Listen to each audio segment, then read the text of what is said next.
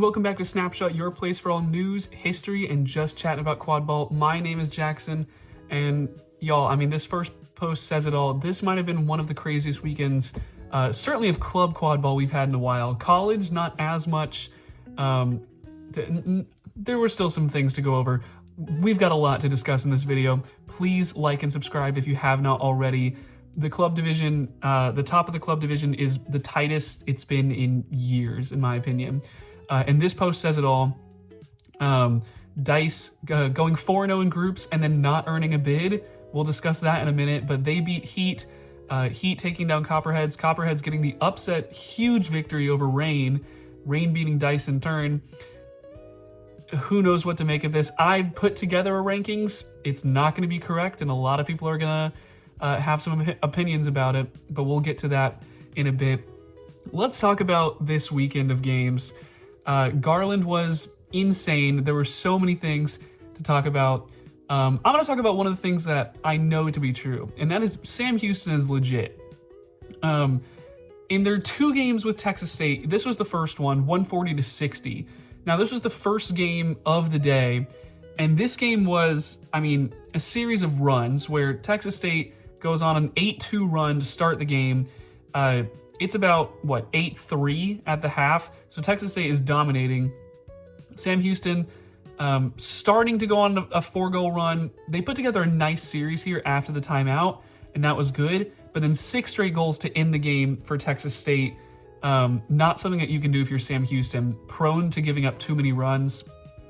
I will say in a lot of their other games, and we'll look at them here now, but Sam Houston getting a big win over UTSA. We'll talk about UCLA here in a second, but UCLA surprised me this weekend. Getting the 140-100 win over UCLA, getting the 160-100 over Texas, and then in the finals of bracket play, 195-230, only losing by 35 points.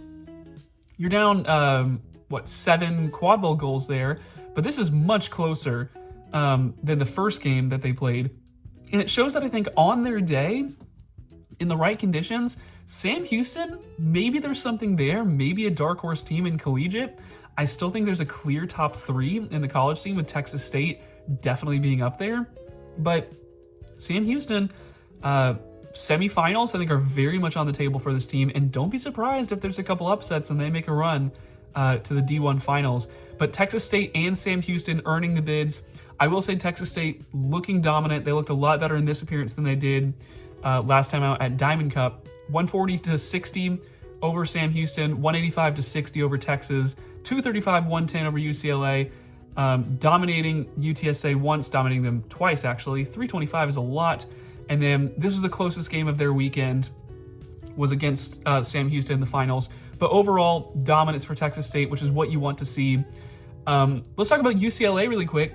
They surprised me, having not played any games this year. I think they had 1 scrimmage against Lost Boys maybe, but getting the win over UTSA is good. I know UTSA has had some injuries, which is why they did not do as well as expected this weekend. But UCLA got the win over UTSA, played a pretty good game against Sam Houston, put up 11 goals against Texas State, which is an accomplishment, and then going to golden goal against Texas, and then in bracket play, maybe running out of steam a little bit against Sam Houston. But, I mean, UCLA, it put up a good weekend. I don't know if this will be enough to get them an at-large bid for D1, but UCLA, maybe a team to look out for in D2. I think there's something here for them. The Bruins did well. I mean, put up 100 points in all of their games except for bracket play. That's a start. I think UCLA has something there. And watch out for them in D2 play. Texas finally getting their first win of the season against UCLA, and then only losing by golden goal against UTSA. A heartbreaker for the Longhorns here, but a good game nonetheless. Making it golden goal after a back and forth game, really the whole game. UTSA went up about 8-5 at this point, and then Texas was able to bring it back after a snitch catch or flag catch by Grayson Floyd.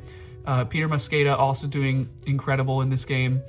And then a couple of fouls near the end. made it an easy goal for UTSA to end the game. But so the Roadrunners getting that one, but the Longhorns getting their first win of the year. Good to see. Texas is still a team where the Southwest is full of good teams. And so Texas is a team you can't count out in D2 play. We'll see how they do there. But Texas State and Sam Houston getting D1 bids. I guess D1, I don't know if there is an official D2, but D2 are open, whatever it is for college. UTSA, Texas, and UCLA. I've seen enough to say that all of them could be decent teams in that division. I'll come back to this screen in a second, but I wanted to show my new club rankings, and there's movement all over the board. Virginia stays at number 1. I'm moving up Texas State over Creighton, not because I think Creighton should be lower. I actually think if these two teams played today, I would favor Creighton, but I'm going to reward Texas State for going undefeated in their qualifier. Even though these are the top 3 teams in the country, that's not easy to do, to go undefeated, especially in a high-pressure bracket play environment. So I'm going to reward the Bobcats for now. Although whenever Creighton plays their qualifier, which I believe they're in Champaign County in Illinois, if they end up winning that and going undefeated, I'm going to tell you right now, Creighton's going to take this 2 spot right back. I think Creighton's a better team than Texas State right now. Now hear me, these are still the top 3 teams. 2 of these teams are going to be in the finals. 1 of these teams is going to win it. I'm almost sure of it. And Texas State could easily be that team. I do favor Creighton slightly right now, though. Sam Houston, I moved up to 5. I've liked Illinois as a team just a little bit more this year, but I do think this was great experience for a younger Sam Houston squad. I think this was good experience for them in a high-pressure scenario, going to a pretty close finals against Texas State in the national qualifier final. So that's good for the Bearcats. I think they're a top 5 team. I think this is a team that can easily make the semifinals. A Sam Houston versus Illinois quarterfinals would be a crazy match. And Sam Houston, I think, maybe can't win against a Virginia, Texas State, and Creighton, but I think can give them a run. I don't think it's crazy to say. Wanted to reward them over Rutgers. No fault of Rutgers, of course. They haven't played in a while. But all the credit to Sam Houston. And then I dropped UTSA a bunch of spots, I think down from 7 all the way to 10. I thought about bringing back Harvard. Harvard would be my next team out. They're number 11. I'm keeping UTSA for now and just saying, Harvard, go earn it. When Harvard plays their qualifier, I think they will earn it. I think Harvard's a good team, and I think UTSA has fallen off after some injuries, which is obviously not the Roadrunners' fault, but it's something that we have to take into account. But I'm keeping UTSA on the list for now. I think they've done enough to warrant still being top 10, but Harvard is on definitely on watch, on alert. Let's go back here. Oh, well, first I wanted to show Fast Break published their top 10 rankings, and we're pretty similar. I put Texas State, this is before the national qualifier, so this does not take into account Garland results. Although if that's the case, Sam Houston being at 4, they had them at 4 even before the qualifier. Only difference in terms of teams is I've got Crucio in my top 10. They've got Harvard. Actually, I'm not seeing, UTSA is on here. Well, a little bit different. Some of the numbers are a little different as well. But I'll leave this up here and you can compare our rankings. Let's go back and let's try and sort out what happened in club this weekend. There's so many storylines to go over. Let's start with Dice. New Jersey, you could say that there was a big 4 going into this weekend, which was Dice, Heat, Rain, and Boom Train. I think that was probably the top 4 in most people's minds. And after group play, you might say, is Dice the number 1 team in the country? They were 4-0 in group play. Beat Heat, beat Rain, beat Copperheads, beat Brew Cities. And the way that this happened was crazy. Back and forth all game, not even having to rely on Leo Freed that much. Iannucci catching the flag, put them 1 away from winning, and then 5 goals in a row for Heat. It's 120-70 after the flag catch by Iannucci. Dice are right there. And then they let Heat get back into it. They score 4 goals, take a timeout, try and reset. Heat even scores another one. Dice are able to win it in golden goal scenario. Really should never have gotten there, but Dice do get the win. This says, Heat's comeback says more about Heat than it does about Dice, in my opinion. Heat are a team, a San Antonio Soldados core that just won MLQ. This is a team that is ready to make a run. And I'll spoiler alert, Heat are the only team coming out of this weekend that I think I can confidently say are a contender. Which, let me expand on that really quick before I show my rankings here in a bit. I think there's like 5-6 teams that can win champs this year, or that can win nationals. Heat are just the team I feel most confident in right now, even after taking a loss to Dice.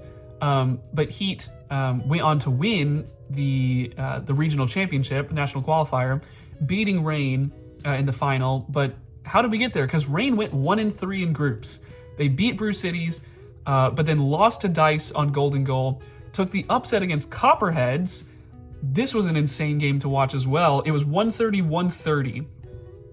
Reign were leading most of this game. And then Copperheads fought back in flag play, caught the flag, made it not golden goal, but made it 130-130, go up and put themselves on 1 goal away, win it 155-130. So Texas making a big statement there. Copperheads went 2-2 in groups, I believe, which is a good showing for them. Didn't show up in bracket play, unfortunately. Got kind of stomped by Heat, but Heat have been kind of their kryptonite all season, so that wasn't a huge surprise. Dice beating Reign on Golden Goal. You can say Dice winning 2 games by Golden Goal. Great that they're winning these games, but if they were a true contender, and I hate even saying that because I think that Dice are a contender, you would want them to be winning these games by a little bit of a margin. But winning is winning. Can't fault them for that. It's back and forth here at the beginning. Dice go up 6-4, and then a 6-0 run here in the middle by Reign puts them up 10-6 rather. I think it's, 11-7 going into flag winner on pitch. But a flag catch by Iannucci again, making it close. Dice making the comeback to win 185-170. But then going into bracket play, Dice lose 125-90 in bracket play to that Reign team that they beat. This is off of a Joe Goulet catch, is really the only difference because it's 90-90 in terms of quad ball goals, 9 goals each. But that flag catch made all the difference for them, for Reign at least, and that's what gave Reign the bid. So Heat and Reign getting the 2 bids from the Southwest this weekend.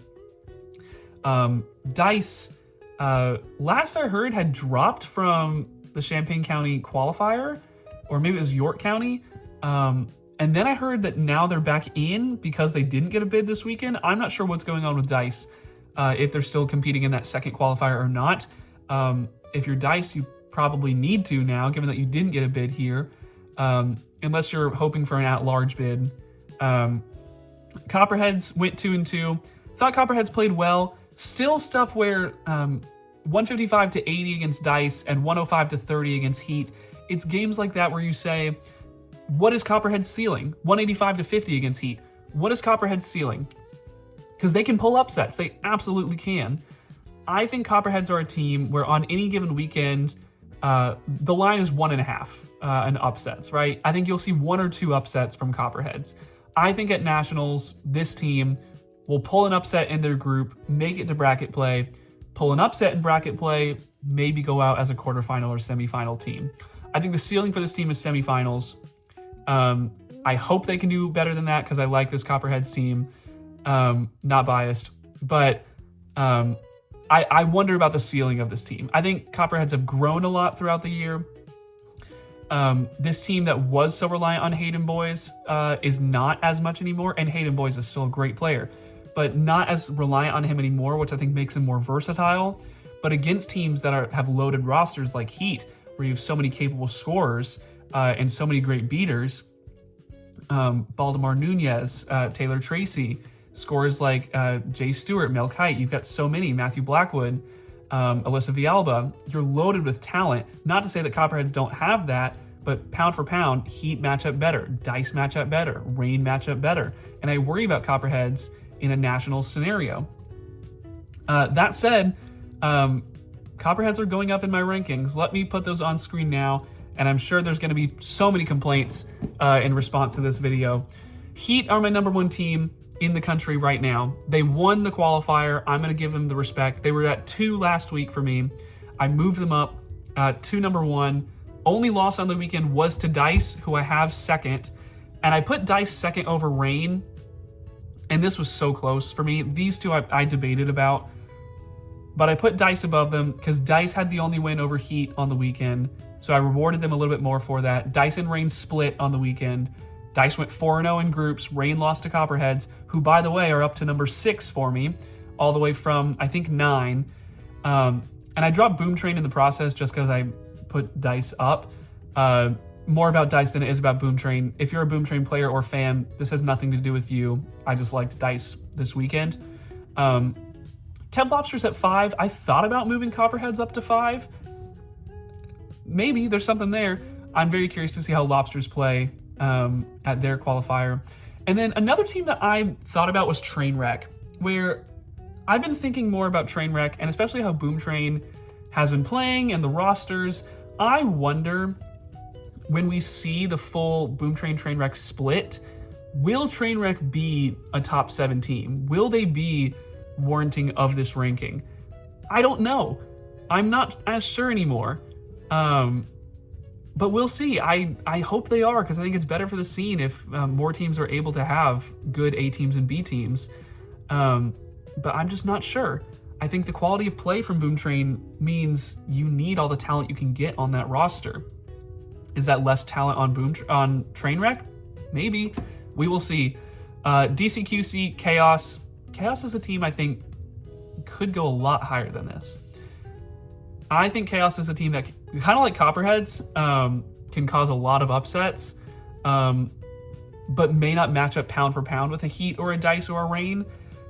But we'll see. They'll be playing at the next qualifier in a couple of weeks. We'll see how that goes. Kept Vermont at 10. Bay Area still off my rankings after Heroes versus Villains. We'll see whenever they do their qualifier if that changes. There's a lot of changes happening. I think any of Heat, Dice, Rain, Boom Train, Lobsters, I'll throw Copperheads in that group too. If any of those, well, I'll say it because I'm a little bit biased towards Copperheads. If any of these 6 teams were to win Nationals, I don't think it's a shock. Just because of how tight I think the top is. I don't think there's any S-tier teams. I think there's a lot of A's and B's. I think Heat are the top of the pack right now. I think the expectation for Heat should be semifinals at minimum. I think Heat are a finals team. I think Heat can win. I think Dice can win. Rain and Boom Train have the talent. I've liked what I've seen from Lobsters. Copperheads can pull upsets. If they catch fire, don't be shocked to see Copperheads go on a run. It's so tight at the top right now. It's so hard to make rankings. This is just what I'm going with right now, and it'll probably change again. Some updates. This was going to be a tournament this weekend, a pre-qualifier tournament held in Philadelphia by the Flamingos. This has been canceled since because of the forecasts. High winds, low temperatures, not fun to play in. So no tournament this weekend. I don't think there's any quad ball this weekend. I think the next one will be in York County, South Carolina. There will be 10 teams attending, all of which are club teams. I think the format will be an A team, B team, Group A, Group B split with bracket play to follow. And I believe this is giving out 4 bids. So in 3 weeks, we'll see 4 bids given out. The teams attending: Atlantic Dragons, Carolina Reapers, Chaos, DCQC, Slice, Flamingos, River Runners, Wash-Ups, Monuments, and Boom Train. For me, there's a clear top 4. It's Boom Train, DCQC, Chaos, and Reapers.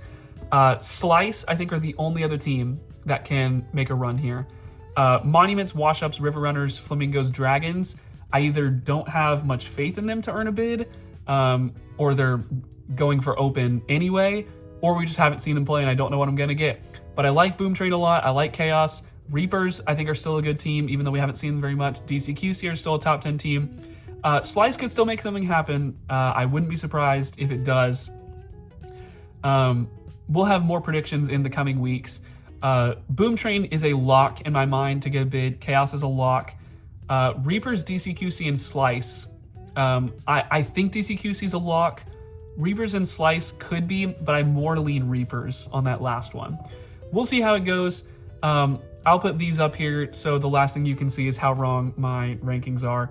I think I put together a good list, but you can tell me your thoughts in the comments below. Give me your predictions, give me your reactions to Garland, and I'll see you next week. This is Jackson signing off.